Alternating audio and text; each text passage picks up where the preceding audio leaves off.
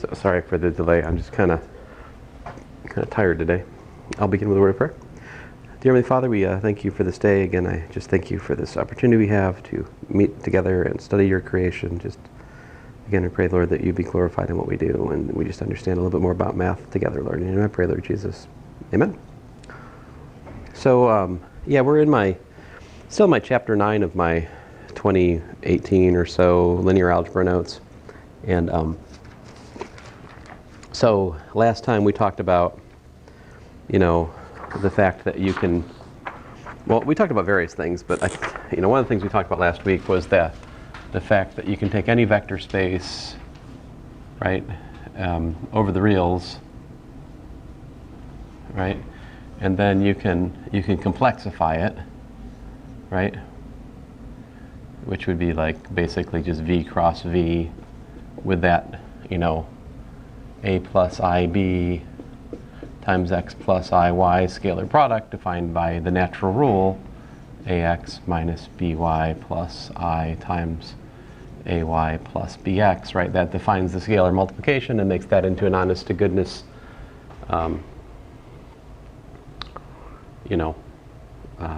complex vector space.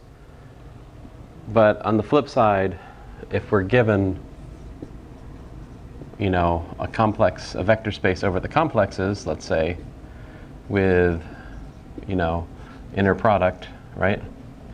Which would go from, in principle here, v cross v back to the complex numbers, right? The complex inner product. Well then, you can look at this also,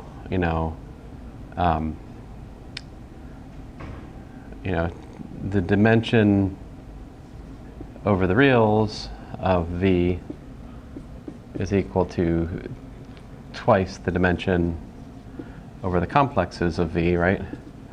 We can look at the complex vector space as a double dimensional real vector space, and I don't know if I really emphasize this, but here, if we, viewing v with, the field replaced with the real field, right? You can use what I define here, and so I guess I just did it in the, well, no. Here, xy, the so-called, I put a sub r on it like that, which is just equal to the real part of the complex inner product like that. So this is on page 257 of my notes, like that. That would define the complex. You could look at the complex inner product, a complex inner product space, as a double-dimensional real inner product space with that honest to goodness real inner product. I mean, is that symmetric? Let's just take a second to understand why that's symmetric. Is it symmetric? I hope it is. If this isn't symmetric, we're in trouble. So if I start with yx, I got like the real part of yx, right? But fun fact, real is invariant under complex conjugation, right? Think about that. Because it just flips the imaginary part, which then of course this is, lo and behold, by axiom C, I forget, right? Which is, and I have neglected my annoying sub r. I will now unneglect it and add it there and there. Okay, great. So one thing, just to keep in mind, is if we have a complex vector space with a complex inner product, we have the ability to view it as a double-dimensional real vector space with a real inner product, which for all intents and purposes is the dot product. In a funny notation, we could think of it that way. Now, let's see here. So we had all these wonderful properties, the Cauchy-Schwarz inequality, the triangle inequality, and then at the very end of section 9.1, which I'm just briefly reviewing, I should mention that I defined angle, right? So like definition, the angle between, you know, non-zero x and y in a vector space over the reals, right, is given by cosine theta equals to inner product of x and y over norm x, norm y. All right, so this is for an inner product space, and that of course is the induced norm, right? Where 0 less than or equal to theta less than or equal to pi by convention. And the fact that there exists such a theta is guaranteed by the Cauchy-Schwarz inequality, because Cauchy-Schwarz inequality says that the inner product of the absolute value of the inner product is bounded by the product of the norms, which is tantamount to saying that the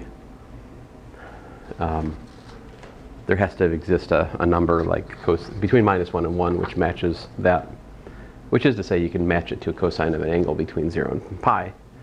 Now on the other hand, the so-called complex angle, so this is, you know, I just call it angle, but you might call it real angle, the complex angle, which I think is far less known and talked about, but the complex angle between,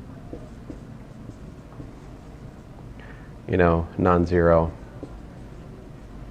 x and y, right, in a vector space V over the complexes, right,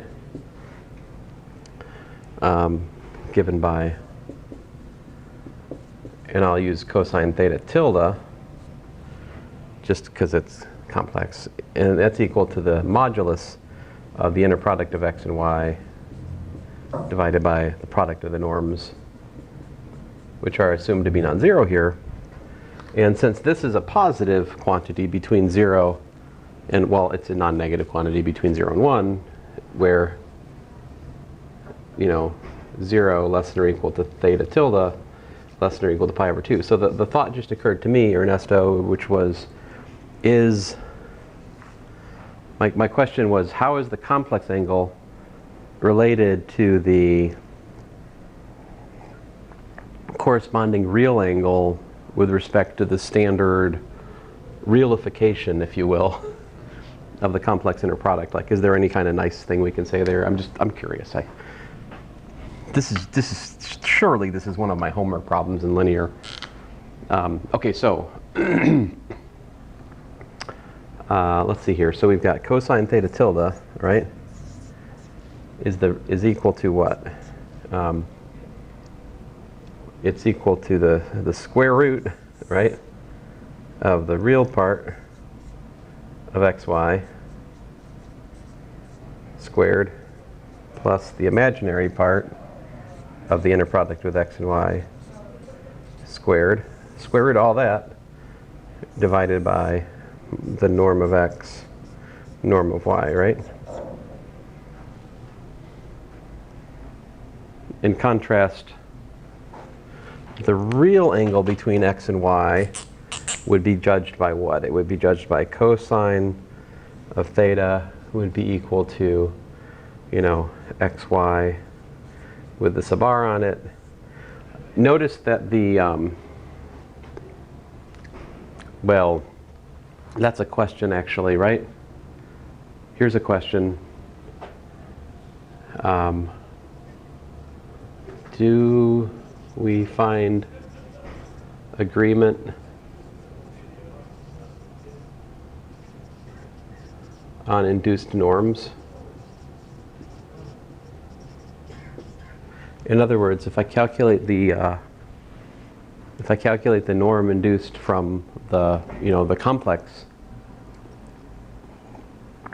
how was that? Well, so like in the given complex vector space, we induce the norm how? The induced x is what? It's just simply the square root, right, of the inner product of x with x, right? But axiom D, I believe, so that that's positive, which is to say that that is real. So this is literally equal to the square root of the real part of, you know, xx, which is by definition the square root of xx sub r, right? Which is what you might call, to be really annoying, this sub r. It's the real norm induced norm, but as you can see, there's no need to decorate the norm induced from the real norm from the real inner product with a new letter subscript, because in fact they are equal, which is lovely. Because otherwise, that'd be a headache. So man, that's a pretty slick construction, this real part of the inner product, complex inner product.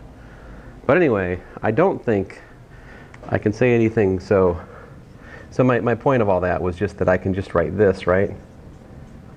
I can write that down here, right? I can write this, and I don't need to stick a sub r on them because they're equal, right? But of course, this is literally equal to what? The real part of xy divided by that, right?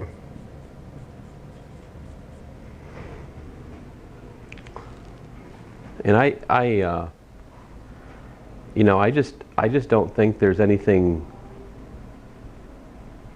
I mean, I don't know. Barring special cases, I don't think there's any really nice. What can you say about this? I mean, what could you say?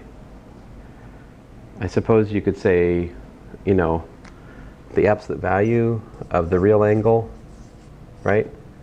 It's less than or equal to the cosine of the complex angle. I mean, we could say that, right? Because it's like, that's just the component. It's just, you know, this is the modulus of, so I mean, that's just the real part is less than the imaginary part. It's real part is less than the modulus of the complex number. So we could say that.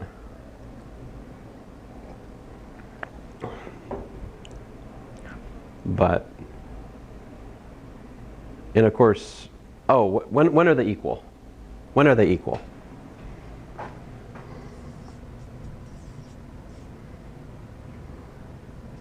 Given what? What would make them equal?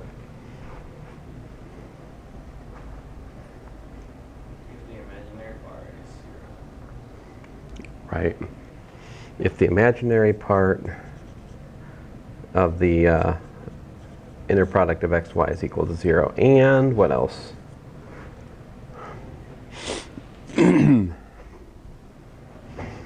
We'd also need. The real part is positive. Yeah, the real part have to be positive. Exactly. So, for a silly example, if you were working with v equal to like v equal to C2, just like complex 2 space, right? And you had like vector x equal to, you know, 1, 1, and you had vector y equal to like, oh, I don't know, -1, -1. Hey, come on in. Then, so you can, I do work on that board too, so if you sit on the other side of the camera, it's all good. Is there any geometric intuition at all for the complex? I do not have any geometric intuition for the complex, except what I told you last time about like complex linear dependence. It's okay. I will fix it. Fixed. Oh, good grief. So here, you see the inner product of x and y is equal to like -1, -1, which is -2, right? So let's see here. So like, we'd have cosine theta is equal to like, you know, what?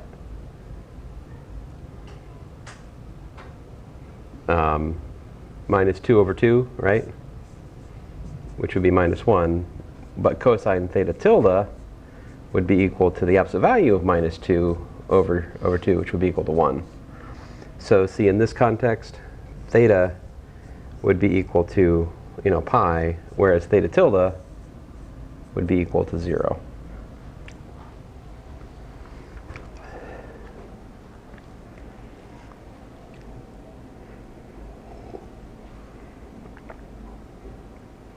So this much I can say, like, the complex angle is like insensitive to real reflections, at least. I don't know, it's, what is it? I don't know what it is. Like I said, if the complex angle is 0, that means that you could prove that the vectors are complex linearly dependent. They're like, you know, complex parallel. For example, if I took x as this, and I took z as like, you know, I times 1, 1. If you looked at that, you'd find that the real angle was non-zero. All right, the real angle would be non-zero, and the complex angle would be 0. I'm not sure what the real angle is exactly, but yeah, let me not burden class time on that. So Ben, we're currently working through my 2019 linear algebra notes. Okay. And we're in chapter 9. So what we've done at the moment is to define what's an inner product space. Okay. And what the norm induced from the inner product space is. So in fact, I'm going to write that up on the board again, and we'll kind of go from there, if that's okay with you guys. Yep. Yeah. You don't need to take a picture or anything? I have it. You have it? Okay, cool.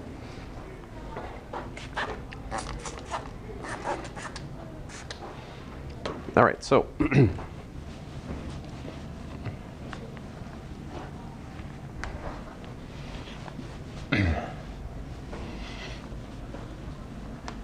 so I want to give us definitions of, you know, perpendicular, basically, in the abstract setting. So that's like where we're going. Section 9.2 is on the orthogonality of vectors. So just to recap, V with inner products means that we have the inner product has to satisfy x plus y z equals to x comma z plus y comma z. It has to be linear with its arguments. Nope. It has to have cxy equals to cxy. Now, it has to be linear both of its argument if it's a real inner product. Okay. But here it could be complex. And in the complex case, you get this wacky, the complex conjugate is, so it's not symmetric, it's like conjugate symmetric. And then the other thing was that XX is greater than 0, which is to say that the inner product of any vector with itself is a real number, and it's positive. And we did prove other things, like last class. We proved that given this structure, it's necessarily additive in the second component. However, it's not linear because you pull out a complex conjugate scalar. Right. So like, if we have x, cy, you end up getting the rule that this is c conjugate xy. Because you can take the conjugate, flip it around, and then it's like Right, yeah, that's the proof, yeah. yeah. And so we have that. And of course, the inner product of anything with 0 is 0. And then we had deeper things. The deeper thing we had, which is that if we have the inner product, the modulus of the inner product of x and y, that's less than or equal to the product of the induced norms, where the norm of x is by definition the square root of x with x, which makes sense because, again, we're assuming that it's positive, so you can take the square root like that. Now in physics, you'll see this adorned with absolute value, because in physics they look at an inner product which isn't really an inner product. They look at what's called a metric, and a metric allows, the metric drops this here. You have in the context of a metric, in the sense in the physics literature, they have vectors whose inner product, well, quote unquote, metric with them, of a vector with itself is 0. These are called null vectors. They correspond to like light rays. Then you have some vectors which have a positive metric with themselves. Other vectors have a negative metric with themselves, depending on whether the vectors are so-called space-like or time-like. So, and there's some like very general linear algebra that can be done here that's due to Sylvester, that essentially says if you've got a bilinear form which is symmetric and non-degenerate, it's possible to choose a basis which puts the formula for it basically into something like a dot product, where you've got a bunch of pluses and a bunch of minuses, and the number of pluses and minuses is an invariant of the way it's constructed. But anyway, we don't need all that because we are in Euclidean space. So let us focus Euclidean space. So wonderful, easy, positive, definite, like that. And so this is the induced norm, and the induced norm satisfies the axioms for a norm, namely that, the norm of a constant is equal to the absolute value of c times the norm, and the norm of x plus y is less than or equal to the norm of x plus the norm of y, right? And also we have that the norm of x is greater than or equal to 0, and the norm of x is equal to 0 if and only if x is equal to 0. We proved, well, we didn't prove, at least I claimed last time, that given any inner product space, we necessarily can view it as a normed linear space. So definition, V is normed linear space, or NLS, if V is vector space with norm. And a norm, by definition, is something like this.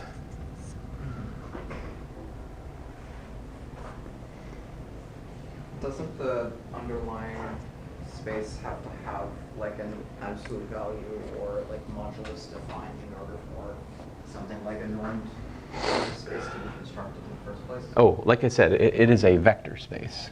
Okay. So a norm, yeah, a norm, you're absolutely right. The norm has to be built on a vector space. To be distinguished from the more abstract concept of metric space, where there's no notion of addition, vector addition necessarily. All right. Okay, so excuse me. All right, so that's just general backdrop here for a second. So let me go on to my section 9.2. I'm resisting, I'm tempted to go headlong into analysis at the moment, but I must resist the urge and finish the linear algebra. Okay, so, all right, so here we go. So definition, you're dead to me. Definition is live. So given, x and y in V with inner product that, right? We say x and y are orthogonal, right? If the inner product of x and y is equal to 0, all right, then S, a subset of V, is orthogonal set, all right?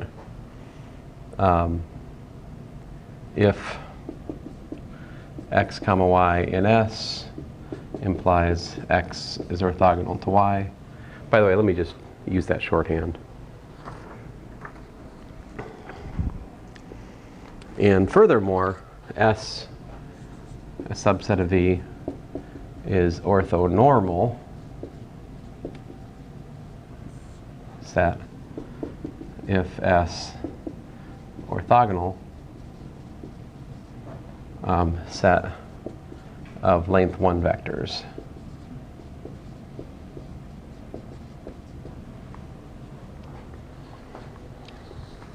So every orthogonal set is, every orthonormal set is orthogonal, but not every orthogonal set is orthonormal. Now, so one of the principal wonderful things about this is this proposition, right? If S is orthogonal set of, this is important, non-zero. The zero is orthogonal to everything, so you know, if S is an orthogonal set of non-zero vectors in V, then S is linearly independent.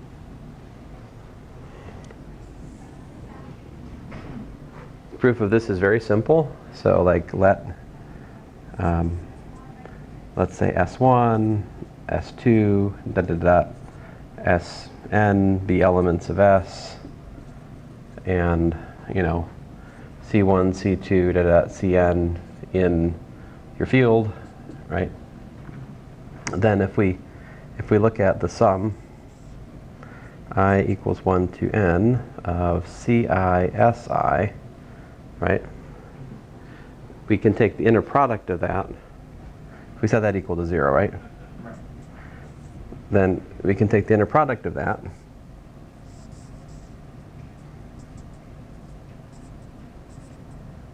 with,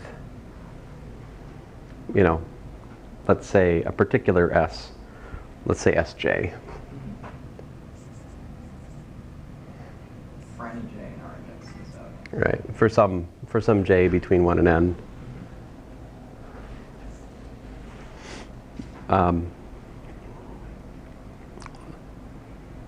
Then what?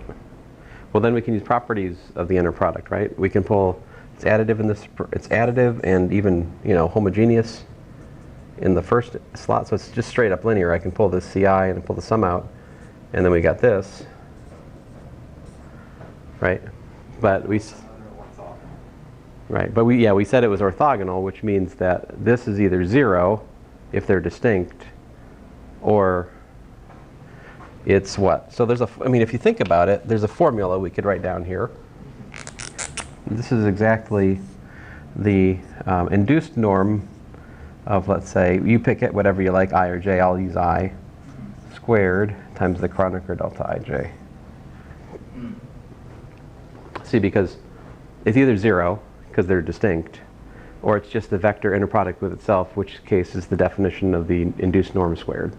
So, lo and behold, we have that, we've got the length of Si squared. My bad. What do we keep? If this here j is free, right? This is I is summed over, so there is a difference. There's an asymmetry here, right? The I is summed over, the j is not. We keep the j.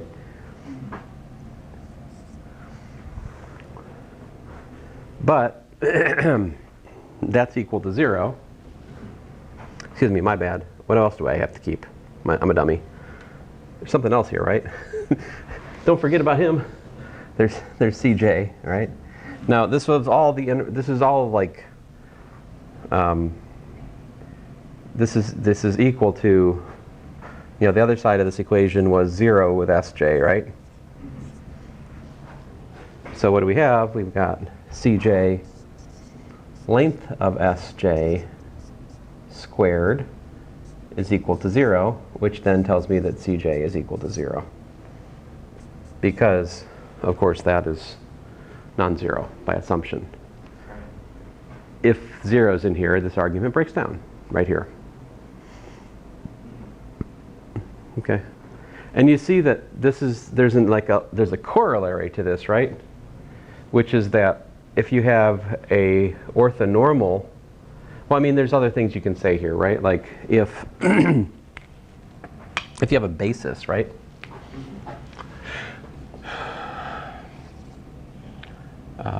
Is basis for V and beta is orthogonal, and I'll just write beta equals to like V1, V2, Vn as my usual notation, then the coordinate vector of x with respect to beta is equal to what? I mean, we can see from this calculation we just did that if we write a linear combination over the basis, the coefficients are uniquely fixed by the inner product on the basis. So, in other words, like this gave me a formula.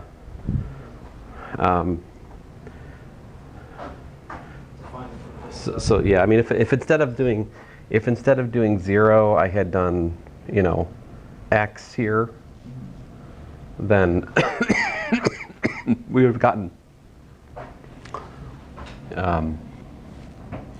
like, let's see, the first thing would have been x with v1, right, divided by the length of v1 squared. Then you got like x inner product with v2 divided by the length of v2 squared, dot, dot, dot, down the line. X with vn divided by the length of vn squared.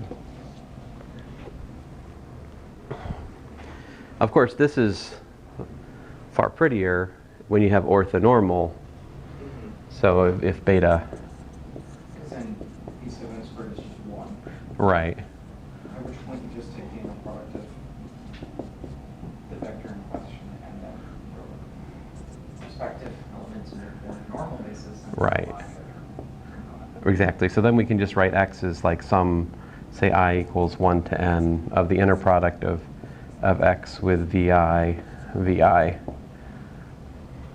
I guess what I should have written here is that this is the reason this is true is because x is equal to the sum I equals 1 to n of like x with vi divided by, you know, inner product of vi with vi all times, well, vi. Like that's an identity that follows from the calculation we did in the proposition.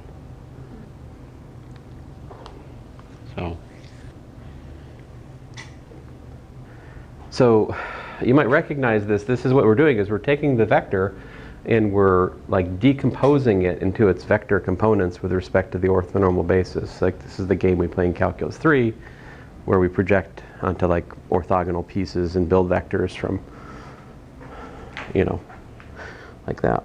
Now, which also helps when you deal with a changing basis in manifold. yes, in time. But so what I was going to say is there's also, in this case, you know, theorem, if you will, lemma, proposition, what do you want to call it? If you have x1, x2, da da da, xk orthogonal,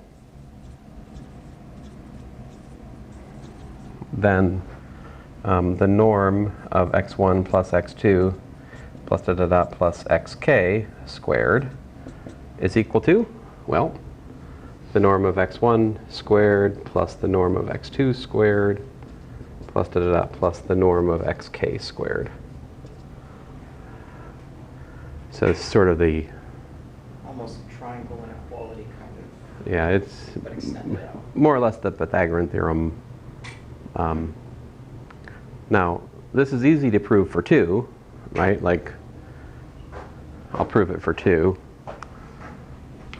So if we have 2 things, right? Let's do k equals 2 here. So if I do like the norm of x1 plus x2 squared, well, that's the inner product of x1 plus x2 with itself. Which then we use the properties. That's x1 with x1 plus x1 with x2 plus x2 with x1 plus x2 with x2. But we're assuming orthogonal, so 0, 0, and we just got norm of x1 squared plus the norm of x2 squared. Is there such a thing as like the law of cosines, but for any sort of nonlinear space? Well, yeah, the Cauchy-Schwarz inequality is essentially the law of cosines. See, because, well, at least in, maybe not for a complex one, but for a real, I think for a real inner product space, I think we could prove the, let me try that. That's a good question. Let's see if we can prove the law of cosines for an arbitrary plane in a real inner product space. So, example 3. Maybe. I may have skipped example 2, but it feels like an example 3, so I'm gonna stick with it. By the way, you can extend this like using induction if you want. If you can do it for 2, you can do it for 3, you can do it for, yeah. And thus, any Yeah. finites. Right. Exactly. Any finite set. Let's see. So for V over R with inner product like so, if I picture and I guess I better put the origin to keep myself out of trouble. So if I've got like A, and I've got like, and I'm putting vectors on it just to make myself like that. I probably should erase that picture because it's very limiting. And instead, maybe draw this picture. A, B, so down here, we have A plus B.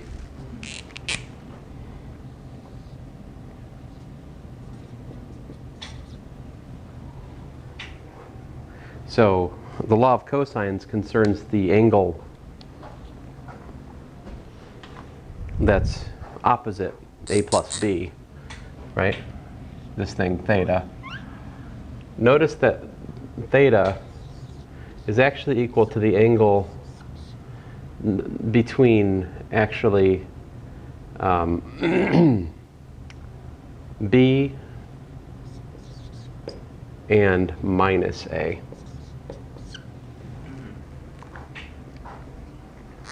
All right, so what else can we do? Well, I think it's fairly clear that you can envision a plane, right? Where you got the vector A and the vector B. I'm assuming that they're, you know, for the sake of discussion, not collinear, Right. to make it interesting. And thus you can, and that plane being constructed by all linear combinations. Right, exactly. So that gives us, we can say the plane is the span of A and B. Yay, there's a, and we could lay down some coordinate system based on that if we wanted to. Anyway, so the larger point here is that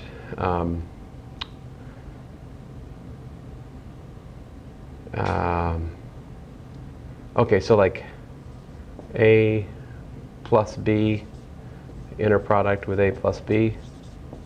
And I probably should put some, I'm gonna use my usual Calc 3 notation if you guys don't mind me putting some vectors on things here, because I'd like to use the notation, I might want to use the notation A is the magnitude times A hat. I might want to use that notation for this where I'm going to. I'm not sure if I need to or not. But anyway, let's just chase this rabbit here for a second. So you work this out, right? And you've got, well, it's just calculation we just did down here. So let me just not belabor it. You got norm of A squared, right? And then plus 2 inner product of A with B. Now we're in the real context, so it's symmetric. I can combine them. And then, of course, the other inner product of B with B is just the norm of B squared, right? But of course, if I give this thing a name, I'll call it C, right? So this is the norm of C squared, which of course we could just write as C squared is equal to A squared plus B squared plus 2 times the inner product of A and B, like that. But at the start of today, we defined angle, right? We defined angle for a real inner product space. And the way I defined it was to say that cosine theta, right, is equal to the inner product of A and B divided by the length of A times the length of B. However, I got to be careful.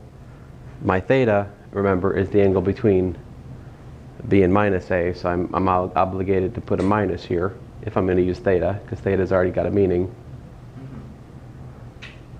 Which then means that, in fact, you know, inner product of A and B in our current context is actually equal to minus AB cos theta, which when I put it in here gives me C squared is equal to A squared plus B squared minus 2AB cos theta, which you might recognize as the law of cosines. So yeah, the law of cosines holds in an arbitrary plane in a finite dimensional real inner product space. I guess it could be an infinite dimensional real inner product space. This derivation would still hold. I mean, we can envision a plane inside an infinite dimensional thing. Certainly. You certainly got room to envision a plane in an infinite dimensional space. You got room to do a lot of things. In the complex sense, yeah. I mean, that's an interesting question. What is the analog of the law of cosines in a complex inner product space? That sounds like an amazing linear algebra homework question. My next class does not thank you for this. So it seems it's right at the edge of where things are not quite carefully defined in my notes, so it seems like a very malevolent homework exercise. I like it. I like it a lot. You may be graduated before that happens to people, so I will entitle it Ben's linear algebra problem. They'll be like, which Ben did this? And I'm like, it's not important. There has a ring to it. Yeah. But yeah, I was tinkering around with this in Calc 3 this semester. That's why it's fresh on my mind. See, in an ordinary discussion, I would have totally got hung up on this issue right here, because that will confuse that just confuses everything. If you don't mind that, then you get the wrong sign in this derivation. It's like, what's going on? Because anyway, yeah. All right, so moving on. So obviously, orthonormal sets of vectors are amazing. They're super nice. A basis is said to be orthonormal if it is a orthonormal basis. What do you know? What are some examples of orthonormal bases? 1 and I in the complexes. 1 and I in the complexes. As a real vector space, I would agree with you. Here, let me just tell you some orthonormal bases for some of our favorite examples. Yeah? Polymatrices. Ooh. I don't know. You're probably right, but I don't have. What would be the norm for that, though, I guess? Well, that's a good question. I would guess under like matrix multiplication. Let's see. So example. Let me start out easier. So example 4. If we're over Rn, we can use the standard basis, right? EI, the jth component of it is Kronecker delta ij, right? And if we look at EI dot ej, it's equal to Kronecker delta ij. And of course, this is the inner product on Rn. And likewise, Same for Cn. If we want to talk about as you know, over C, then you notice that again, you know, E1, E2, dot dot dot, En is orthonormal. Now here over Cn, remember we defined the complex inner product as, let's see here, I believe it was Z transpose times W conjugate is one way you can write it. But what was our other formula for it, Ernesto? What was it? It was Z, how did it go? Oh, it was W Z star. That was our other, where here Z star in our notation is conjugate transpose. So of course in physics you might be more familiar with like the dagger, the Hermitian conjugate. But anyway, the standard basis is a real orthonormal basis for the standard Rn. It's also a complex orthonormal basis with respect to the standard. Now, what about Cn as, you know, R2n? Like what's the basis there? What's the standard basis there? Well, let me just write it out for a second here. So we've got, what we're looking at is Z1, Z2, dot dot dot, Zn, right? So we can write each one of those as like x1 plus iy1, x2 plus iy2, dot dot dot, xn plus iyn. You are dead to me. And if you look at this, you realize we can express this as like, well, x1 e1 plus plus y1 times I e1 plus x2 times e2 plus y2 times I e2 plus dot dot dot dot.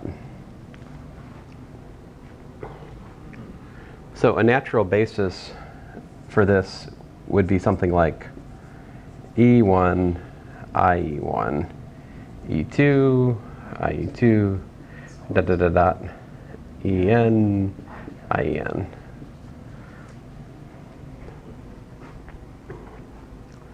And I think that's orthonormal. Let's try it out, right? So, well, the length of E1 would be 1. The norm of IE1 would be... oh, good point. So, yeah, first of all, check the box. They're all length 1 with respect to this, this guy up here, right? Yeah. So, I guess the question is if we do like EI, we already know EI with EJ is orthonormal. Right. The question is, if I put an I here, does that mess it up? Ignoring the fact that I'm using this and this in wholly, categorically different ways. You could pull out the I and conjugate it, so you would get a negative I.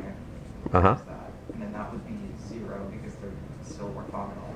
So then 8 times anything would just be... Yeah. Assuming they're different. But then if they Right, are the yeah. same, Yeah. And if they're the same, it just gives you I there, which we take the modulus of. right. Yeah, yeah. Just a 1. Yeah, so indeed, it is indeed orthonormal. And but there really are two competing bases for complex n space that are natural. The one is this. The other one,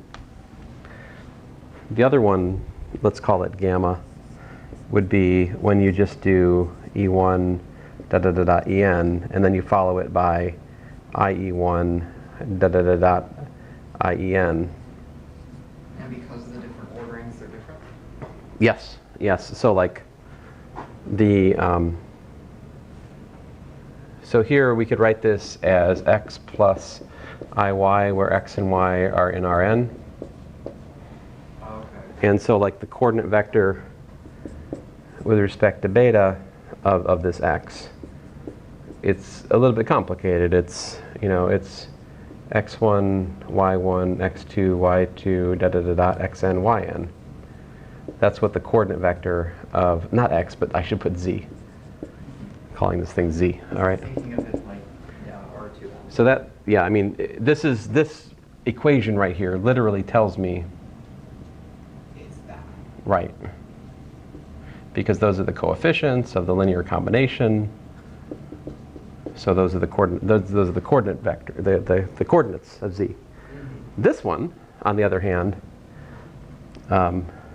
it's a little bit simpler in that this is just giving you x and y, which you could understand as the real part of z, the imaginary part of z. So it's a stack of the real part and the imaginary part. It's sort of like the quaternions. It depends on whether it depends on whether you want to look at it. Like the quaternions. It depends on whether you look at it from like the pure complex perspective or the pure field or pure quaternion perspective. That's, There are two sorts of. yeah, I think that's probably correct. This much, Ernesto, you can see, like we talked about real Jordan form before. So real Jordan form is set up with the beta type basis there. And I don't even know, given our discussion, what the gamma type would be. But it certainly has its place. And you can see how that, I mean, man, that's well, look at the formula for the, oh, my bad. Hard to see the contrast of beta and beta, isn't it? So, yeah. Why is the converse of not true? The converse of which theorem? Like if S is, Hmm. I'm thinking Y isn't every basis orthonormal. Isn't every basis orthonormal? Oh, no, no, certainly not. Then why? Not quite, because then you could have like, you could choose, if we're dealing with complexes as a real vector space, you could choose 2i, and that would be orthogonal, and that would also be a basis. But it's not orthonormal because two modulus isn't one.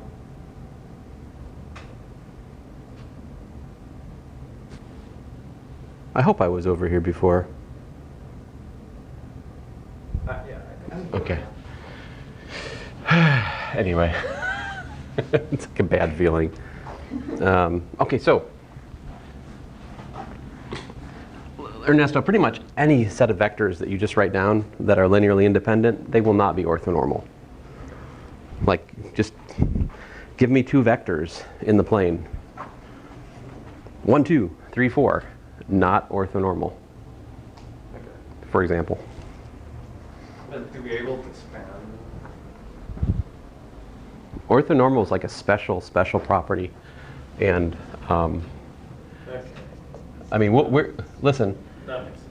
we will soon, I will soon tell you a technique to take any basis and convert it into an orthonormal basis. There's a standard procedure. We can do that. But before I get to that, let me just finish my litany of basic examples, because this might, so the other thing, for example, Rn by n, or Cn by n. Actually, I don't need to be square here. I think I could go rectangular, right? Like we talked about. So either one of these, they're either the span over the reals of Eij, or the span over the complexes of Eij. Here, Eij, the k-alpha component of it is Kronecker delta I k, Kronecker delta JL. In other words, this is the matrix which is everywhere 0, all right, except for where it's not, where it's 1. These are the matrix units, quote unquote. And so I'll stick with the, I mean, listen, the inner matrix, the inner product of A and B is the trace of AB transpose Or in the complex case, you do, let's say ZW is the trace of, oh, I guess we can do, I guess it's ZW star, right? Ernesto, you'll have to remind me. We had this the other day.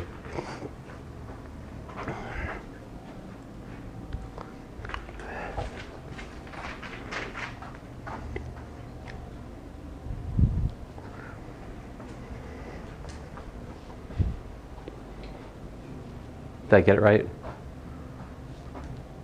That equals W star. Oh, this is also equal to W star Z? Yeah. Well, yeah, okay, trace is symmetric, so we can also write that trace W star Z. And there's other formulas too, right? Like trace of, how's it go?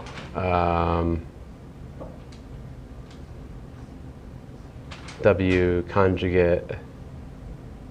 I mean, obviously we do W time. Well, anyway, let me stop. Let me stop with my formulification of this. But the point is that if you calculate the trace, well, first of all, if you calculate Eij times EKL,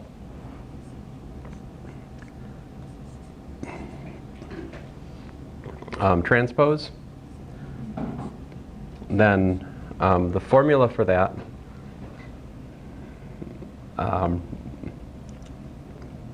if I remember right. All right, give me a second here. Let me remind myself how to build these things up. So like if I do E, let's say E13 is this matrix 1, 0, 0, my bad, 0, 0, 1, 0, 0, 0. So I'm going to do like 2 by 3. We can build this from like a row vector, I think. No, a column vector times a row vector, if I remember right. So 2 by 1 times a 1 by 3 will give us a 2 by 3. And what we want there is the column vector 1, 0 and the row vector 0, 0, 1. And so that like generalizes Eij. We can construct as Ei, let's say bar j, where the bar is there because it's, and I should do transpose on the second thing here to be fussy. So that makes sense because Ei is a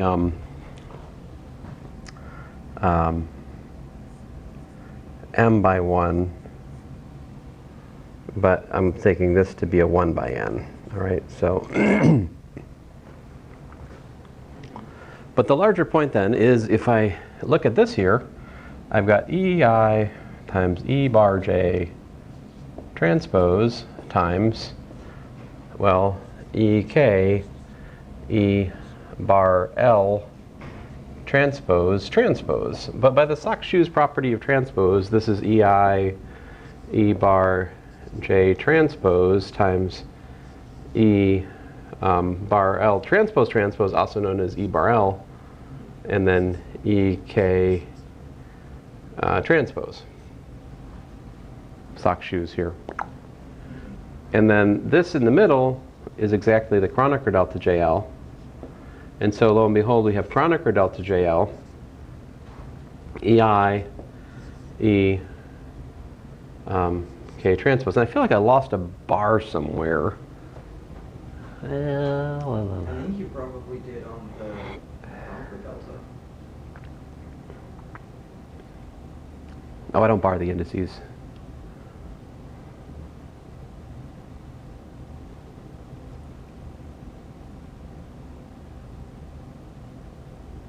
Huh. Because isn't the bar supposed to be conjugation? No. Here I'm just using it as a notation for a different dimensional. Oh. Like I'm saying